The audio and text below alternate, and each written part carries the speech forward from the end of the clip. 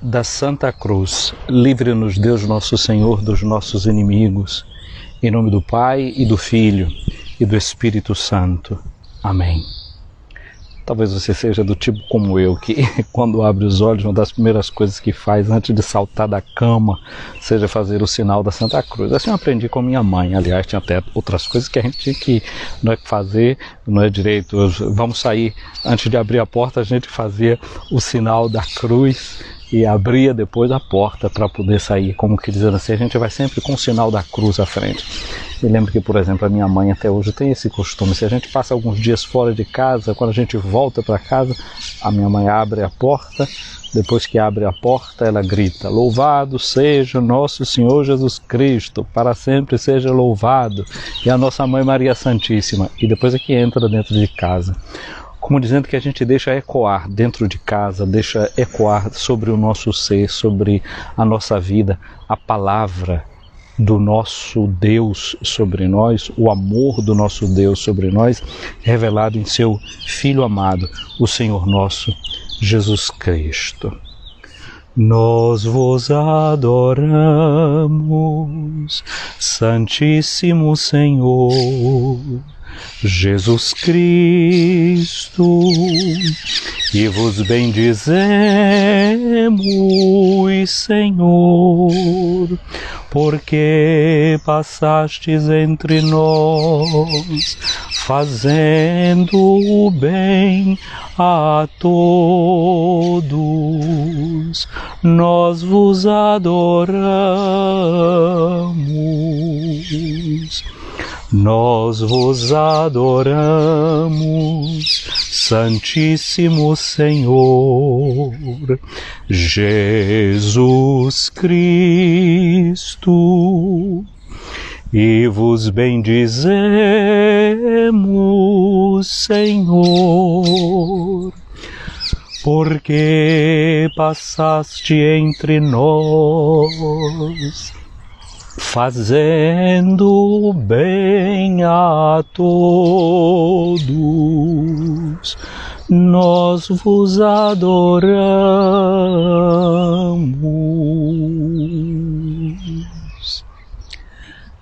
Nestes dias, Senhor Jesus, nós celebramos a Tua paixão, celebramos a Tua morte, celebramos a Tua ressurreição. A partir de amanhã nós entraremos nesse que é o Tríduo Pascal. 3 dias como uma única festa. 3 aspectos para que entre em nosso coração e em nossa mente de uma forma bem clara. Um tríduo. 3 dias como um só. Minha amiga, meu amigo, se você toca algum instrumento, se você, por exemplo, toca um piano ou um teclado, você sabe que na hora que você quer fazer um acorde de dó maior, por exemplo, você toca dó, mi, sol, as 3 notas juntas, e ali você tem um acorde. As 3 notas se harmonizam, ficam concordes, como um coração só. Cria o acordo entre as 3 notas, as cordas soam juntas. Assim também é no mistério pascal. Esses 3 dias que nós celebramos a partir de amanhã celebram uma única realidade: a Páscoa de Jesus. A Páscoa de Jesus está toda contida na sua cruz, está toda contida na sua ressurreição. E às vezes para nós é difícil pensar que já na morte de Cristo na cruz já esteja presente a Páscoa. Eu me lembro uma experiência que eu fiz que ficou forte. Eu ainda era seminarista e fui convidado por um certo diácono para ir servir na sua ordenação como cerimoniário, aquele que um pouquinho coordena a celebração para que todas as coisas aconteçam dentro da sua harmonia, dentro da sua beleza, com a discrição que é necessária e que requer a sobriedade da liturgia romana. E então eu fui prestar aquele serviço. Era tempo da Páscoa.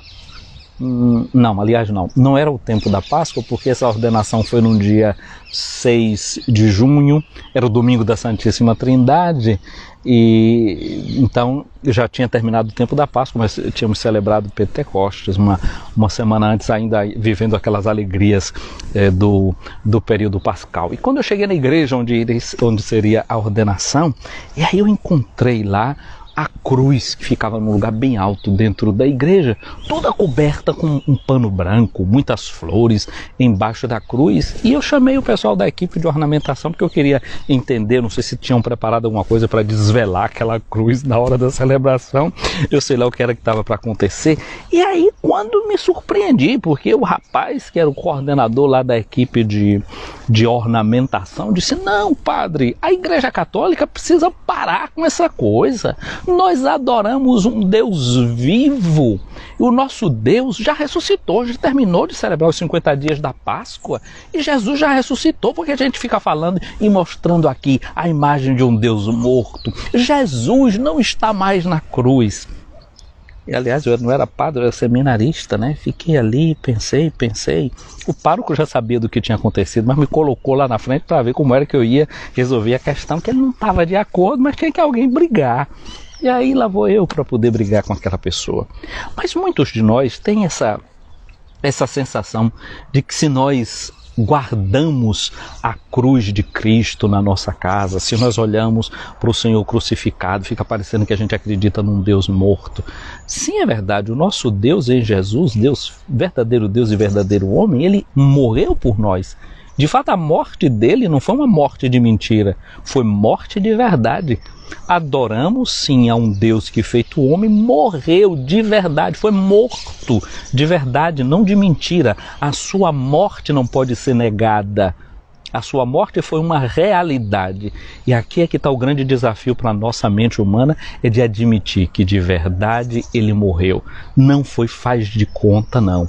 De verdade, um Deus morto por você, um Deus morto por mim. E isso a gente adora na Sexta-feira da Paixão. A gente adora esse Deus que morreu por nós. Jesus me amou e se entregou por mim. Sim, todos podem repetir isso, esse amor foi de verdade, se entregou por nós. Se entregar por nós significa que morreu por nós. E a sua morte não era faz de conta, a sua morte foi verdadeira. E nós adoramos esse mistério, nós beijamos esse mistério na Sexta-feira da Paixão. É morte mesmo, foi morte de verdade. E aí muitas vezes eu me lembro que algumas vezes nós recebemos pessoas de outra forma, de outra religião, né? Ali um pouquinho eles batem nas portas da gente e muitas vezes dizem: olha, se alguém matasse o seu filho, não é, pegasse o punhal, você ia ficar com aquele punhal dentro de casa, iria amar aquele punhal que aquela pessoa tirou a vida do seu filho.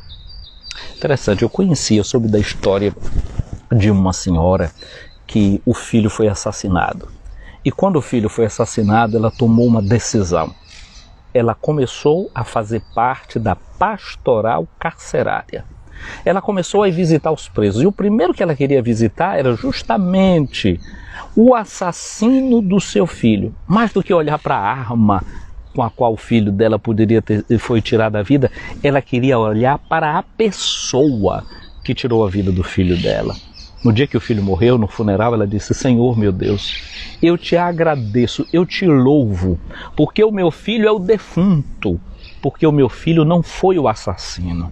Eu te dou graças por isso, porque meu filho sempre respeitou a vida. A vida dele foi tirada, mas ele nunca tirou a vida de ninguém. E agradecia pela vida do filho morto. E então ela se decidiu entrar na pastoral carcerária. A primeira coisa que ela quis foi ir visitar aquele rapaz que tirou a vida do filho dela. E o que ela foi dizer para aquele rapaz que tinha tirado a vida do seu filho foi: meu filho está morto, mas eu quero amar você como meu filho. E se dedicou à pastoral carcerária, terminou a sua vida enquanto ela pôde, indo fazer a visita aos presos, cuidando dos presos, cuidando daquele que tirou a vida do seu filho, e cuidando de tantos outros que entraram pelas sendas do erro. Isso nos ajuda muito a contemplar a cruz de Cristo para entrar nesse mistério de misericórdia, esse mistério de amor que se derrama em cima das misérias deste mundo. Lá com aquele jovem rapaz, naquele tempo, eu também quis me lembrar de uma palavra que nós encontramos na Sagrada Escritura. Uma palavra que o apóstolo Paulo diz para nós. Olha, que palavra forte, que palavra também muito bonita é que nós encontramos na carta de São Paulo aos Filipenses, no capítulo 3. Olha só como diz o apóstolo, com que força. Ele diz: já vos disse, meus irmãos, muitas vezes, e agora repito chorando.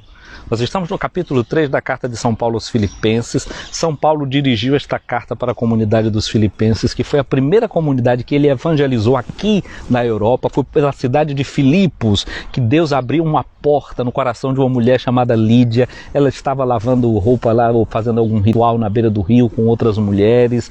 Era uma mulher que era uma negociante de púrpura. Ele chegou ali, se apresentou, falou da boa nova de Cristo, e aquela mulher quis abrir a porta de sua casa para ele. Depois ele fica hospedado naquela família, depois de uma experiência também forte na vida dele.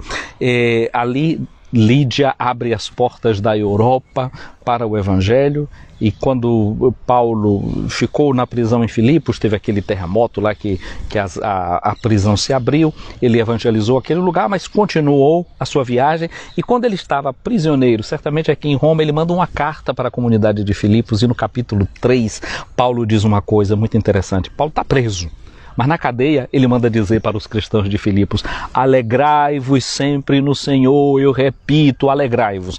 Portanto, a alegria de Paulo não era uma alegria de quem estava livre, tranquilo, não, era a alegria de um encarcerado. Ele estava na cadeia, mas na cadeia ele podia pedir aos seus irmãos para se alegrarem, porque tinha uma coisa que era forte em Paulo. Ele queria que todos nós tivéssemos os mesmos sentimentos de Cristo Jesus, e tinha os sentimentos de Cristo Jesus. Então ele, que no início desse capítulo fala aos cristãos de Filipos para se alegrar, ele diz uma coisa para eles: já vos disse muitas vezes e agora repito chorando.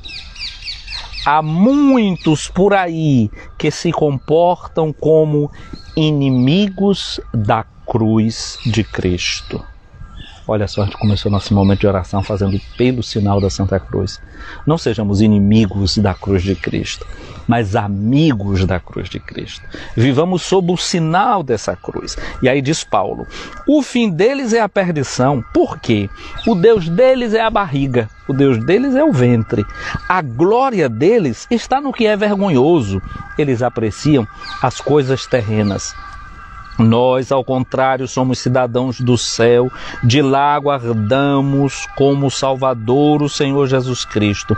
Ele transformará o nosso corpo humilhado, tornando-se semelhante ao seu corpo glorioso.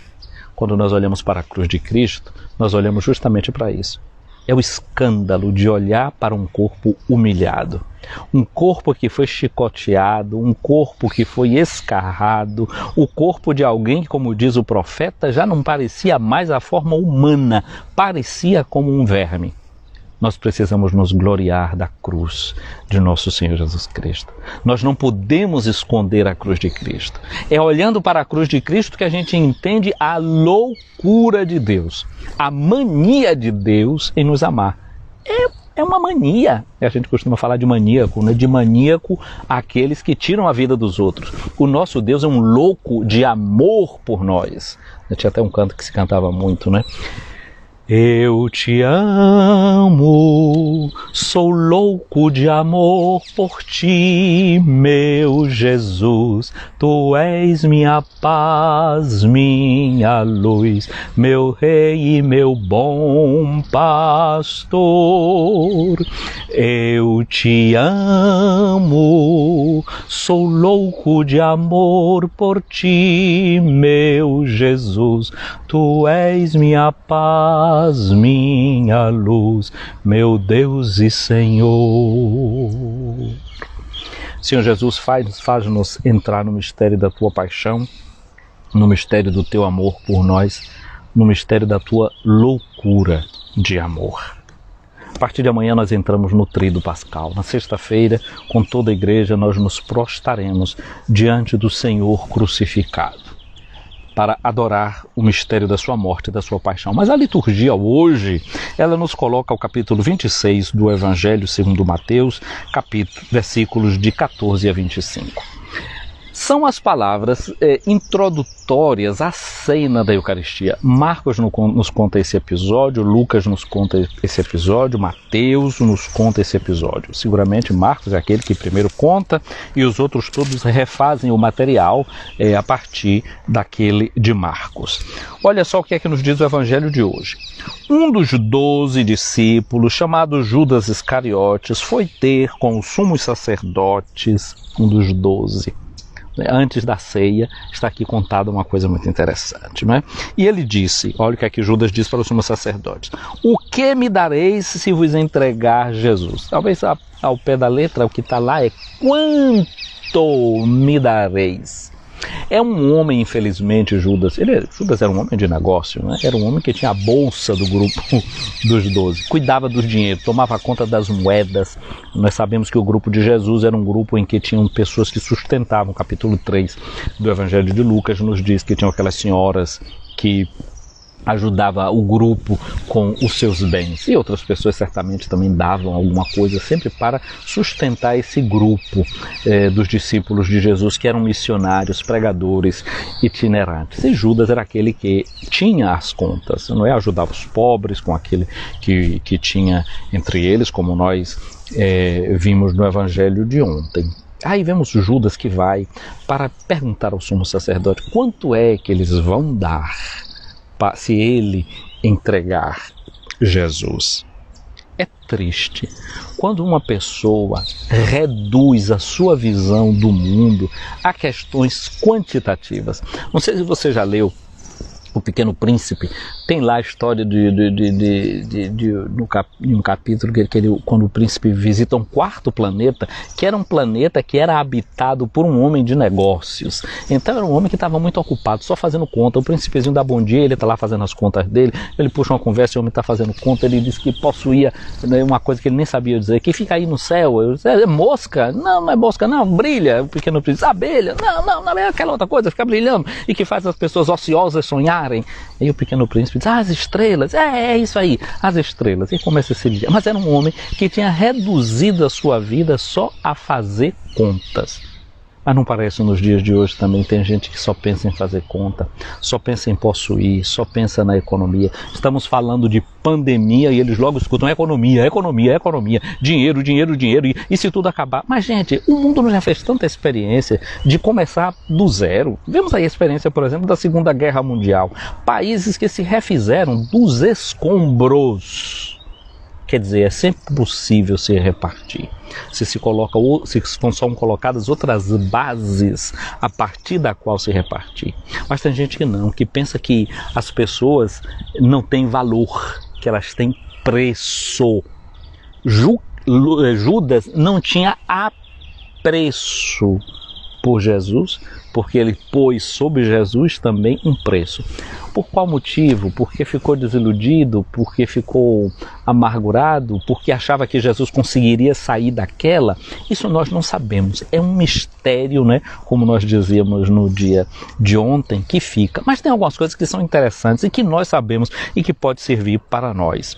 Uma das coisas, eles combinaram o preço para Jesus, 30 moedas. De acordo com a visão bíblica, 30 moedas era o preço que estava estipulado no Antigo Testamento para o preço de um escravo.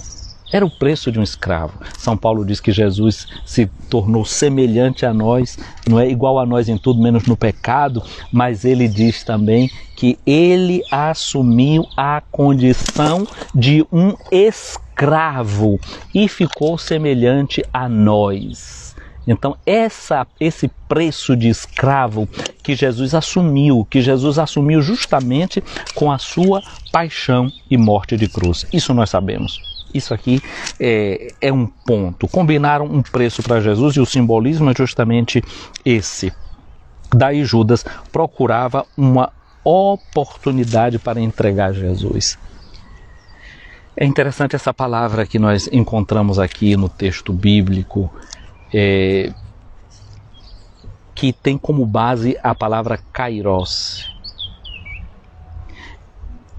que significa a hora oportuna, que nós traduzimos também como hora de graça. Judas aqui confundiu realmente tudo, e aquilo que é a hora, que seria a hora da oportunidade, na verdade não é, passa para Judas como a hora da maldade.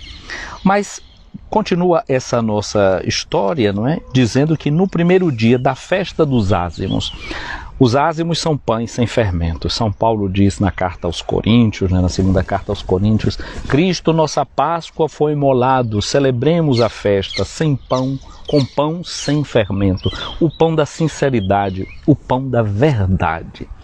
O que estava faltando justamente em Judas era esse entrar nessa sinceridade.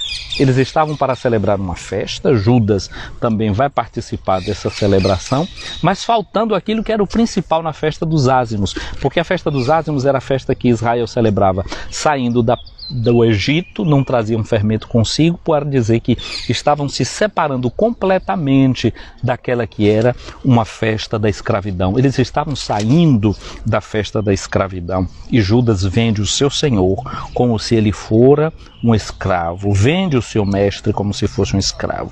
Aqui os discípulos se aproximaram de Jesus e perguntaram: onde queres que façamos os preparativos para a Páscoa? Preparativos. Estão só na preparação. Judas já foi, já combinou, já se preparou também, já deu o preço, recebeu o que tinha. E Jesus disse: ide à cidade, procurai um certo homem e digam para ele: o mestre manda dizer, o meu tempo está próximo. Aqui sim é o verdadeiro kairos, é a palavra que vem aqui na língua grega. O meu tempo está próximo, o meu kairos chegou. E o mestre manda dizer, o meu tempo está próximo, vou celebrar a Páscoa em tua casa junto com os meus discípulos. Para nós amanhã começa a Páscoa. Jesus também quer celebrar aí na sua casa e quer celebrar com você como seu discípulo. Ele é o mestre e nós já o contemplamos, né? Sabemos que esse seu ser mestre na última ceia é também lavar os pés dos discípulos e dizer: eu sou mestre do Senhor, dei o exemplo. Então façam vocês também a mesma coisa. Então, vemos aqui o Jesus que dá essa palavra, os discípulos fizeram como Jesus mandou e prepararam a Páscoa. Ao cair da tarde, Jesus pôs-se à mesa com seus discípulos. Ao pé da letra, significa dizer, eles se deitaram. Porque quem trabalhava no dia a dia, as pessoas comiam mesmo, era em pé. Esse fato de agora dizer que eles puderam se deitar, de estender para poder comer, significa que é o alimento de quem não é escravo. É o banquete de quem é livre, de quem como filho realmente está dentro de casa. E Jesus, enquanto comia, disse: em verdade eu vos digo, um de vós vai me trair. Presta atenção, porque estamos aqui no contexto da Eucaristia. Jesus ainda não pegou o pão e fez aquele gesto: esse é o meu corpo, tomai e comei. Antes disso, Jesus anuncia: um de vós vai me trair. Vem cá, como era que você se sentiria sabendo que está traído por alguém? Você teria condição de se sentar com essas pessoas à mesa e comer com elas? E continuar chamando estas pessoas de amigos? Olha, esse é um ponto muito interessante, porque eu e você, nós que estamos celebrando a Eucaristia, nos lembremos, dentro desta celebração se prevê que pode ser que tenha traidores. Este é o banquete da comunidade dos que creem em Jesus, mas essa comunidade, Jesus não celebra a Eucaristia com uma comunidade de pessoas perfeitas. Ali dentro, no meio da mesa, está um que é traidor. Mas Jesus não joga esse traidor para fora, não deixa de celebrar o banquete mesmo assim. Jesus mantém a sua disposição. Jesus não se altera porque alguém agora o está traindo. Olha o que acontece, eles ficaram muito tristes e um por um começaram a perguntar: Senhor, será que sou eu? Vem cá, me diga uma coisa, você está ali comendo com Jesus, você não traiu. Você não tem culpa no cartório. E Jesus disse, um aqui vai me trair. Você perguntaria, Senhor, sou eu? Ou você se adiantaria logo e dissesse, eu não sou. Eu sei que eu não sou. Eu estou tranquilo, estou em paz com a minha consciência. Posso dizer aqui na frente de todo mundo, o traidor não sou eu. Mas eles, ao contrário, começaram a perguntar um por um, Senhor, sou eu? O que é que isso significa para mim e para você? Significa que eles, como discípulos, no fundo, têm a consciência de que podem estar falhando em relação ao ensinamento do seu mestre. Cada um de nós, como diz o ditado, né? Se a casa do vizinho está pegando fogo, põe a tua barba de molho. A questão é que cada um de nós pode figurar de novo esse discípulo que trai. A pergunta é realmente muito bem feita e diz para mim e para você, como diz o apóstolo Paulo, quem está em pé, tenha cuidado para não cair. Jesus respondeu aos discípulos que perguntavam a sua noiva, quem vai me trair é aquele que comigo põe a mão no prato. Mas olha, que resposta. Eles comiam de mão, né? Não tinha garfo e faca. Garfo e faca é uma coisa que vai acontecer aí na França, nos tempos medievais, não, todo mundo comia era de mão, né? Comendo a mão ali, porque se lavavam bem as mãos, né? Todos comiam no mesmo prato. Todos estavam enfiando a mão no prato. Então Jesus não denunciou quem estava traindo. Olha a singeleza de Jesus. Jesus não revelou a identidade do traidor. Disse nada. Disse que tem alguém que está traindo. Todos se puseram a questão, mas Jesus não revelou, não passou Judas pela vergonha. Olha a delicadeza de Jesus. Se sabia trair, sabia quem o iria trair, mas não revela a sua identidade. Diz uma palavra que a carapuça poderia cair na cabeça de todos. Mas aí Jesus completa dizendo assim, o Filho do Homem vai morrer conforme diz a Escritura a respeito dele. Contudo, ai daquele que traiu o Filho do Homem. Seria melhor que nunca tivesse nascido. Por quê? Porque a pessoa que estava cumprindo aquele ato de traição estava destruindo a sua própria vida, destruindo a sua própria existência, porque negando um amor recebido. Mas olha só, presta atenção também a esse detalhe. Jesus disse que um deles iria trair. Um de vós vai me trair.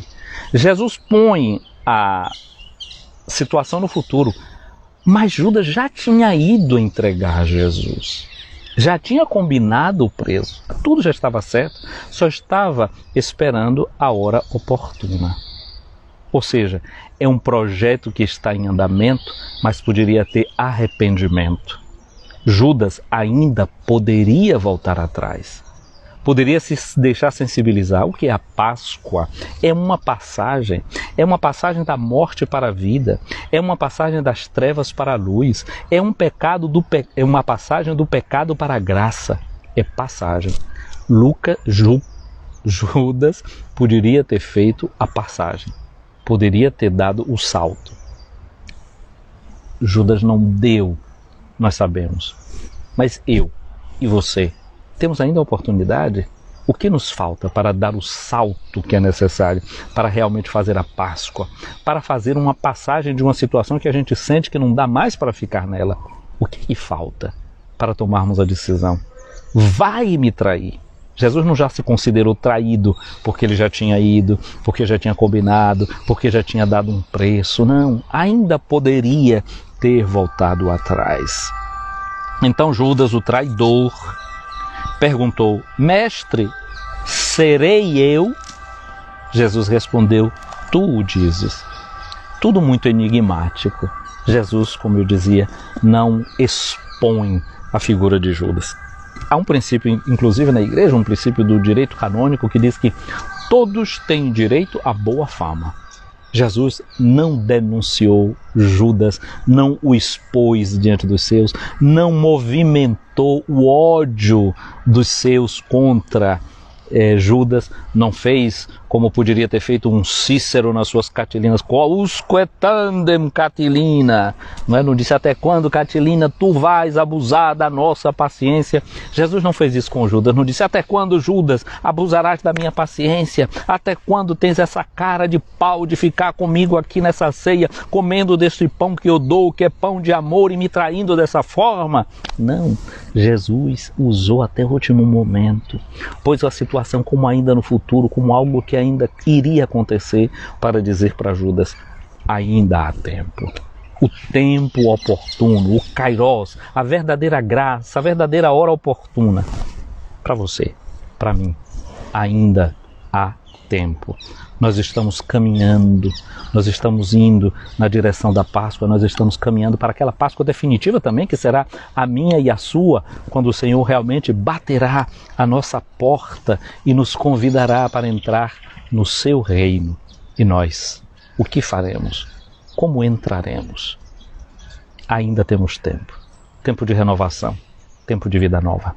Minha amiga, meu amigo, eu desejo que você possa concluir bem essa sua preparação para a Páscoa de nosso Senhor Jesus Cristo, que nós possamos acolher todas as oportunidades que Ele nos tem oferecido neste tempo. Até o último momento, não é? Tem tempo. Você pode dizer, mas durante esses 40 dias eu não fiz tudo como eu deveria ser, mas não se importe não. Aproveita a graça da última hora. Jesus ainda ficou, não é, ali, tentando alguma coisa com Judas. Ele conseguiu com Pedro. Pedro se arrependeu. Depois de ter caído, depois de ter falhado. O que importa para nós é isso. Essa capacidade de se reerguer, acreditando no amor daquele que se entregou por nós. Um dia abençoado, meu irmão, minha irmã. Que o Senhor nos abençoe, hoje e sempre. Em nome do Pai, do Filho e do Espírito Santo. Amém.